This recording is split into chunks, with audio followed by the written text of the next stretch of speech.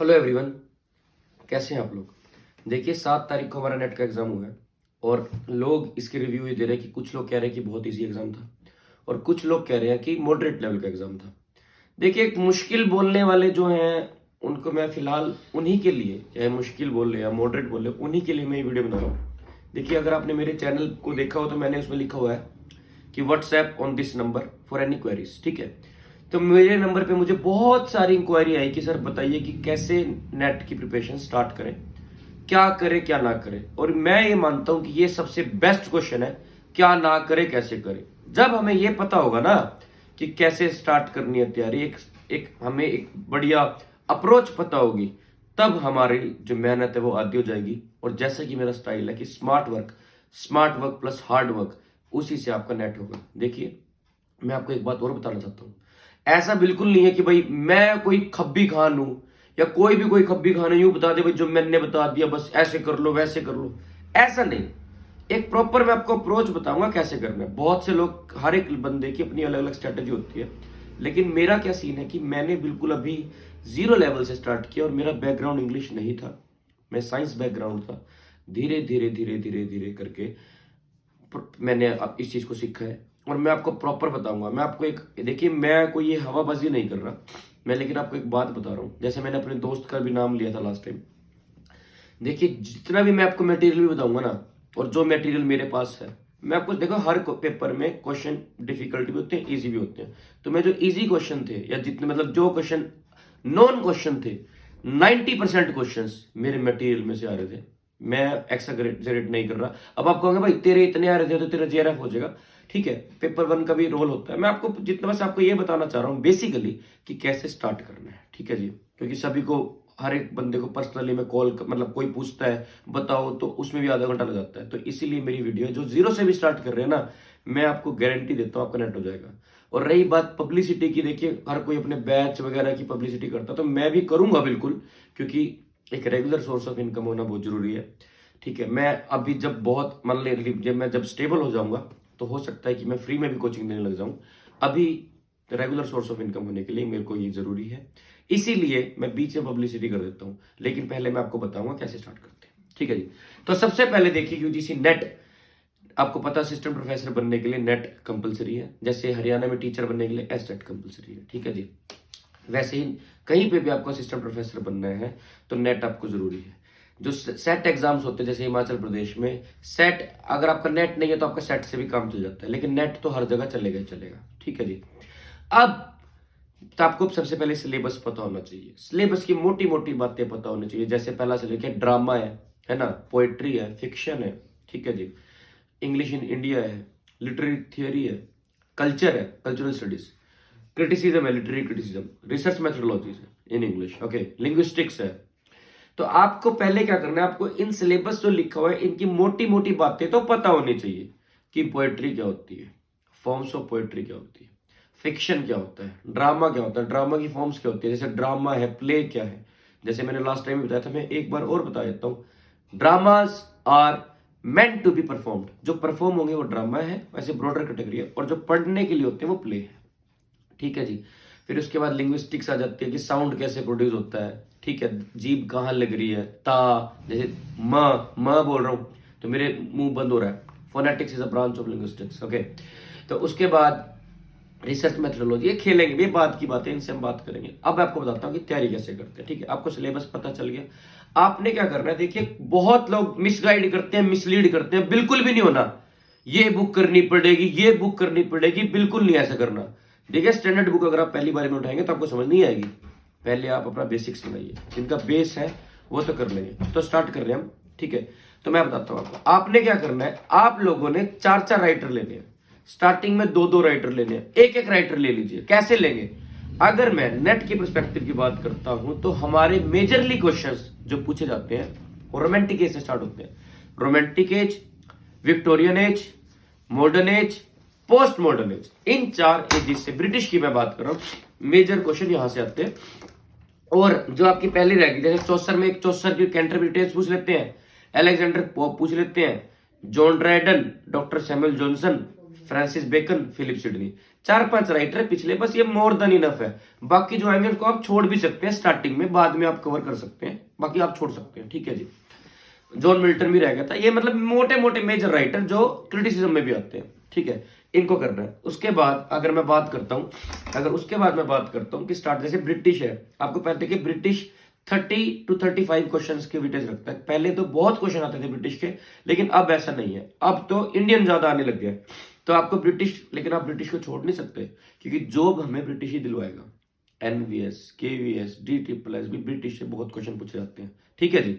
अब हम बात करते हैं इंडियन। देखिए कोई भी मटेरियल हो, जो आपके पास कुछ भी मटेरियल हो, अगर आप लोगों को मेरा मटेरियल चाहिए जो मैं कर रहा था, जैसे मैंने बोला कि 90% जो क्वेश्चन है ना इस बार के पेपर में, वो मेरे मटेरियल में से आ रहे थे, लेकिन नॉन क्वेश्चन, अननोन नहीं।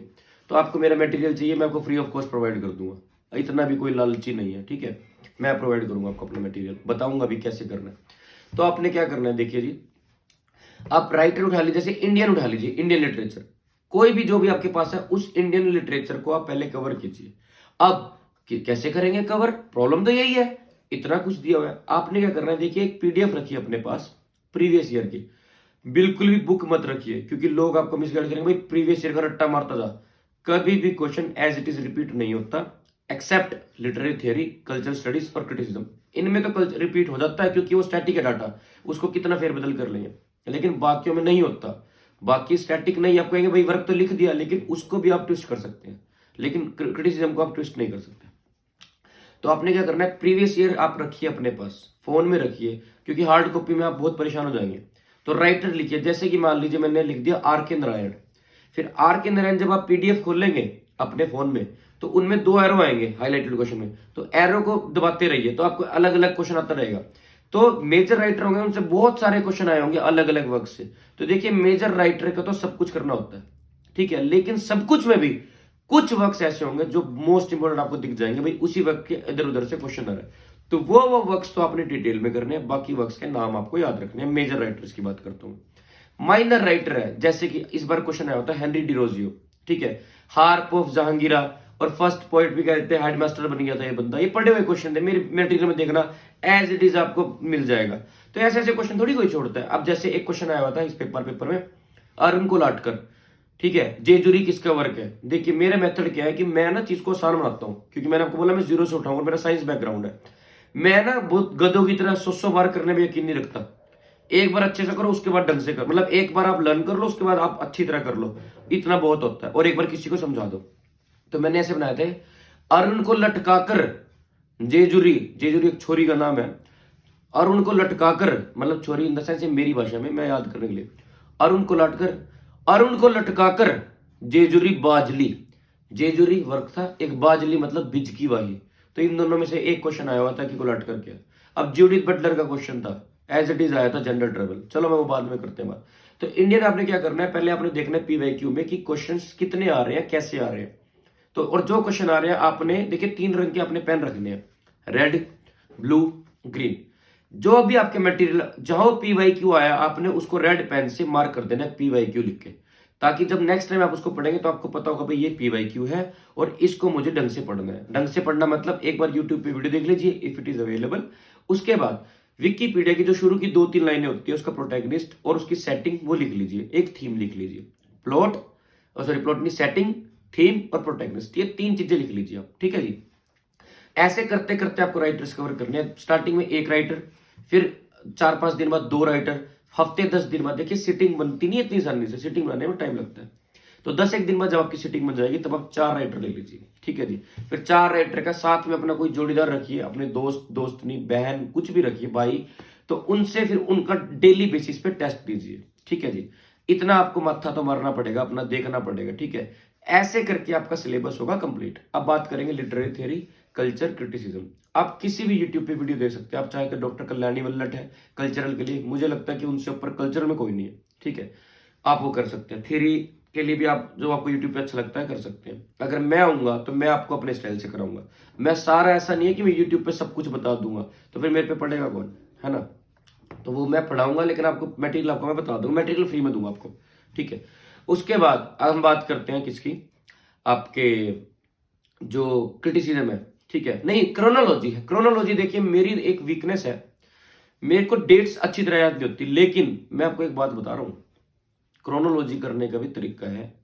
देखिए ऐसे कोई भी, देखिए मैं तो बिगिनर हूँ, दूसरे यूट्यूबर की कोई बताता नहीं है, लेकिन एक टीचर है दिलबाग वर्मा, साहित्य क्लासेस करके उनका चैनल है, तो उन्होंने क्रोनोलॉजी की एक प्लेलिस्ट डाली हुई है अपने चैनल पे, तो उसको आप जरूर देखिए। देखिए एज इट इज क्वेश्चन आ रहे थे 3 से 4 उनकी क्रोनोलॉजी से, ठीक है, तो वो आप देखिए। और बाकी फर्स्ट वर्क की और लास्ट वर्क की डेट याद कर लीजिए। क्रोनोलॉजी कैसे याद की जाती है वो मैं नेक्स्ट सेशन में बता दूंगा जब मैं कोई वीडियो बनाऊंगा, ठीक है जी। तो मैं रिपीट करता हूँ क्या करना है। आपके पास आपका मटेरियल होना चाहिए जो भी है, मेरा मटेरियल चाहिए, मेरे मटेरियल के मुझे व्हाट्सएप कर देना, मटेरियल भेज दूंगा। उसके बाद आपने क्या करना है, 3 रंग के पेन रखने हैं, ब्लू, ग्रीन और रेड। आपको पीडीएफ रखनी है फोन में राइटर का नेम सर्च करना है और देखना है कि वो मेजर राइटर है माइनर राइटर है। कैसे पता चलेगा मेजर राइटर है, बहुत सारे क्वेश्चन पूछे जा रहे हैं उसी राइटर से अलग, तो वो मेजर राइटर है। एक ही राइटर से कम क्वेश्चन पूछे जा रहे हैं और एक सिलेक्टेड क्वेश्चन वर्क से क्वेश्चन पूछे जा रहे हैं, तो वो माइनर राइटर है। आपने क्या करना है, पीवाईक्यू लिख लेना है। तो मेजर राइटर के जिस वर्ग से बार बार क्वेश्चन पूछ रहे जा रहे हैं उसको आपने यूट्यूब पे देखना है और उसकी विकीपीडिया से लाइनें लिख देनी है। कैसे लिखेंगे, रेड पेन से आपने पीवाईक्यू लिखे और जो एक्स्ट्रा लाइन आप लिखेंगे वो लिखेंगे आप ब्लू पेन से, जो भी एक्स्ट्रा कुछ भी लिखेंगे आप, ठीक है। ग्रीन पेन से आपने क्या रखना है, आपने ट्रिक्स बनानी है, ठीक है। एक ट्रिक जैसे मैं आपको बता देता हूँ, जैसे वर्ड्सवर्थ है, विलियम वर्ड्सवर्थ, उनका एक वर्क है एक्सकर्जन। अब एक्सकर्जन की स्पेलिंग काउंट कीजिए, EXCURSION, 9 लेटर्स है इसमें और इसके पूछेगा पार्ट्स कितने हैं, तो 9 ही पार्ट्स है इसके। तो इस तरीके से आपको अपनी जो ऑब्जर्वेशन स्किल है वो इतनी हाई रखनी है, ठीक है। जब तक सेग्रीगेट नहीं करेंगे तब तक आप कुछ कर ही नहीं सकते, मैं आपको बता रहा हूँ। नहीं तो आपको 3 से 4 साल सिलेबस कंप्लीट करने में लग जाएंगे। सेग्रीगेट आपको करना पड़ेगा, रेफरेंस देने के लिए भी आपको सेग्रीगेट करना पड़ेगा अगर याद रखना है तो, ठीक है जी। अब उसके बाद आपने क्या करना है, ठीक है। अब हमारा वो कहता है जैसे क्रोनोलॉजी होगी, ठीक है। थियोरी का क्या करना होता है, थियोरी आप देखिए लिटरेरी थियोरी का बहुत डीप मत जाइए। पहले एक बार उसका बेस बना लीजिए, फ्रेमवर्क सेट कर लीजिए भाई व्हाट इज फेमिनिज्म। फिर आपने राइटर की, जो राइटर है उसको एक बार वैसे देख लीजिए। फिर उसके जो वर्क्स है, देखिए बायोग्राफी जरूर देखा कीजिए, बायोग्राफी से काफी चीजें क्लियर होती है। तो उसके जो वर्क्स के नाम, उसकी टर्म्स के नाम और वो टर्म कहाँ पे यूज की है, वो बस ये 3 चीजें आपको याद रखनी होनी चाहिए। और राइटर कौन सी मूवमेंट से बिलोंग करता है, कौन सी थियरी से बिलोंग करता है, ठीक है जी। तो ये आपकी अप्रोच है, ग्रीन पेन से आप ट्रिक लिखिएगा। तो इस तरीके से आप तैयारी कीजिए, राइटर को पीडीएफ में सर्च कीजिए, फिर मेजर माइनर सेग्रीगेट कीजिए, आपका पेपर 2 नहीं रुकेगा, ये मेरी गारंटी है। रिसर्च से बहुत क्वेश्चन आने लगे हैं। आप रिसर्च मेथोडोलॉजी की कोई भी प्लेलिस्ट यूट्यूब में जो मिलती है ना, आप उस प्लेलिस्ट को देख के उसके नोट्स बना लीजिए complete as it is, paper 2 में वो यूज होंगे। अब बात करते हैं पेपर 1 की। देखिए पेपर 1 में पता है कहाँ फंसते हैं बंदे, अगर मैं इंग्लिश की बात करूं तो देखिए मैं तो साइंस का स्टूडेंट हूँ, ठीक है, लेकिन जो दूसरे कई लोग हैं वो आर्ट्स के स्टूडेंट है, उन्होंने 10th के बाद मैथ पढ़ा ही नहीं, तो उनका वो बहुत बड़ा हर्डल लगता है। तो आप क्या कीजिए, देखिए कोई ऐसा टीचर देखिए जो 6th-7th को करवाता है और आपको बिल्कुल 0 से, इसमें कोई शर्म की बात नहीं है। आप अपना बेसिक्स करिए, क्योंकि DI मैथ्स रीजनिंग मिला के लगभग 14 क्वेश्चन मैथ्स के बन जाते हैं। आप कभी नोटिस कर लीजिएगा, 13 से 14 क्वेश्चन बनते हैं, 13 से 14 क्वेश्चन बहुत बड़ा मार्जिन होता है, ठीक है। कंप्यूटर में भी थोड़ा मैथ्स यूज होता है। अब अगर आप देखेंगे जब आप कन्वर्जन करते हैं, तो उसके लिए आप कोई टीचर देखिए, अगर नहीं देख सकते तो आप मुझे कॉल कर लीजिए, मैं आपको बता दूंगा कि कैसे स्टार्ट करते हैं, ठीक है। यहाँ तक क्लियर है। और पेपर 1 के लिए अगर आप चाहें तो कुमार भरत, देखिए मैं धक्के खा के बता रहा हूँ आपको हर जगह, कुमार भरत का जो ऐप है, ऐप तो नहीं, मैं यूट्यूब पे मैंने देखा है, वो ना बड़ा क्रीम करवाते हैं और मैंने उनसे भी इन्फ्लुएंस हूँ कि भाई क्रीम प्रोवाइड करो, वहीं से पेपर बनता है, ठीक है। तो ये ऐसे तैयारी करनी है। अगर फिर भी किसी को कोई दिक्कत आती है तो मुझे बेझिझक कॉल कर लीजिएगा, बिल्कुल भी आप लोगों को शर्माने की जरूरत नहीं है, चाहे वो कितनी भी एज का हो। देखिए कोई एज लिमिट नहीं होती इस चीज की, सीखने की, आप सीख सकते हैं। मैं अपने छोटे बच्चों में स्टूडेंट पढ़ाता हूँ उनसे भी सीखता हूँ, इसमें कोई गलत बात थोड़ी है। अब हम बात करते हैं मेरे बैच की। देखिए मैंने लास्ट टाइम भी डाला था कि मैं 10 तारीख से बैच स्टार्ट करूंगा, आज हो गई। क्वेरीज कई आई है, 2-3 क्वेरीज, तो वो 17 तारीख से करने की बोल रहे हैं, लेकिन कोई बात नहीं, हम स्टार्ट करेंगे धीरे धीरे। मैं अभी स्टार्ट करता हूँ। अब मेरे को प्रॉब्लम क्या रही है कि जो मुझे कॉल चाहते हैं, कोई भिवानी से है, कोई नारनौल से है, कोई अंबाला से है, कोई रोहतक से है, मैं कुरुक्षेत्र का हूँ। मैक्सिमम होती हैं लेडीज जिनकी शादी हुई होती है, जॉब कर रहे होते हैं, उनके पास वैसे ही टाइम नहीं होता, और मैं इस बात को समझता भी हूँ। तो देखिए अगर आप लोग चाहते हैं तो मैं एक ऑनलाइन बैच भी स्टार्ट कर सकता हूँ। ऑनलाइन बैच में देखिए मैं इतना अभी हाईटेक नहीं हूँ कि मैं स्मार्ट बोर्ड पे कराऊंगा, लेकिन मैं ऑनलाइन बैच में भी आप लोगों को डेमो लूंगा। जूम पे मैं आपका बैच लिया किया करूंगा, जूम ऐप में बिल्कुल प्रॉपर, बिल्कुल कंठस्थ करवा दूं, ये मैं आपको गारंटी दे रहा हूँ। मैं सिर्फ 10 बच्चे लूंगा बैच में। जून वाले बैच में 10 में से कोशिश मेरी ये रहेगी कि मेरे 10 में से 10 बच्चों को नेट हो। जेआरएफ की मैं गारंटी नहीं ले सकता क्योंकि जेआरएफ मेरा खुद भी नहीं हुआ, क्योंकि जेआरएफ में पेपर 1 का बहुत रोल होता है। मैंने इतना टाइम नहीं दिया पेपर 1 को, लेकिन जब पढ़ाऊंगा तो पढ़ के वो बंदा और सीखता है। पेपर 2 में तो हम लठ गाड़ देंगे, मेरी गारंटी है इस बात की, ठीक है। तो जो लोकल है, कुरुक्षेत्र के आसपास के हैं, वो चाहे तो मेरे को आप व्हाट्सएप कॉल कर सकते हैं। और अगर फिर भी मेरी अगर ये वीडियो आपको कुछ चीज़ें नहीं समझ आती तो आप मुझे कॉल कर सकते हैं। मेरा नंबर, मैं अभी जून में टाइम है पेपर में, तो मेरा नंबर हमेशा ऑन रहता है। अगर मैं बाई चांस आपका कॉल नहीं उठा पाता तो आप मुझे व्हाट्सएप मैसेज कर दीजिए, ये लिख दीजिए हाय UGC नेट। मुझे किसी का नाम आपको बताने की भी जरूरत नहीं, मैं आपको बिना नाम के ही बता दूंगा। जो मेरा मटेरियल है मैं आपको फ्री ऑफ कॉस्ट प्रोवाइड कर दूंगा। आप मेरा डेमो जरूर लीजिए अगर आपको लगता है कि मेरा डेमो इफेक्टिव है। देखिए मेरा स्टाइल ये है कि जिनको कुछ भी नहीं आता ना, या जिनको कुछ आता भी है, और प्रॉब्लम आती है याद नहीं होता, याद करवाने की मेरी गारंटी है। और मैं पूरी यूट्यूब पे अकेला हूँ जो किसी को भी वर्क्स याद करवा सकता है। आप पूरी यूट्यूब खंगाल दीजिए, पूरी यूट्यूब देख लीजिए, आपको एक भी टीचर नहीं मिलेगा जो कि आपको याद करवा दे। देखिए मैं IIT दिल्ली के पास GS राय है, जहाँ विनीत पांडे सर की कोचिंग है, वहां भी गया हूँ, ठीक है। मुझे वहां पे भी कोई नहीं मिला। आपको एट लास्ट खुद करना पड़ता है, धक्के खाने पड़ते हैं, लेकिन आपके खुद करने और धक्के खाने को मैं ले लूंगा। मैं आपको याद करवाऊंगा, आपके टेस्ट लूंगा, डेली बेसिस पे तैयारी करवाऊंगा, ये मेरा वादा है। अगर मैं सिर्फ 10 ही बच्चे लूंगा, मैं ज्यादा नहीं लूंगा, मुझे अपना ही पढ़ना है। 10 बच्चों में से 10 बच्चों को रिजल्ट दूंगा, और मिनिमम 5 बच्चों को तो रिजल्ट दूंगा। रीजनेबल फीस लूंगा, बिल्कुल बिल्कुल रीजनेबल। 3 मंथ में सिलेबस करवा दूंगा मैक्सिमम, ठीक है जी। और अगर बाय चांस 10 में से मेरे 5 बच्चों का भी लगा, ये 5 से कम बच्चों का अगर मेरा नेट होता है, मान ली 5 से कम 4 बच्चों का भी नेट होता है, मैं सबकी फीस वापस कर दूंगा। 5 बच्चों का नेट, मिनिमम 5 या 5, वैसे तो मैं 10 मैक्सिमम 10 मिनिमम 5, 10 बच्चों के बैच में गारंटी लेके बोल रहा हूँ कि मैं आपको नेट निकलवा के दिखाऊंगा। तो आज के लिए बहुत है। जो भी होगा, कोई भी दिक्कत है मुझे पूछ सकते हैं, वो मैं फ्री ऑफ कॉस्ट, मैंने गाइडेंस भी फ्री ऑफ कॉस्ट दूंगा अगर नहीं समझ आता। आज के लिए बहुत है, धन्यवाद।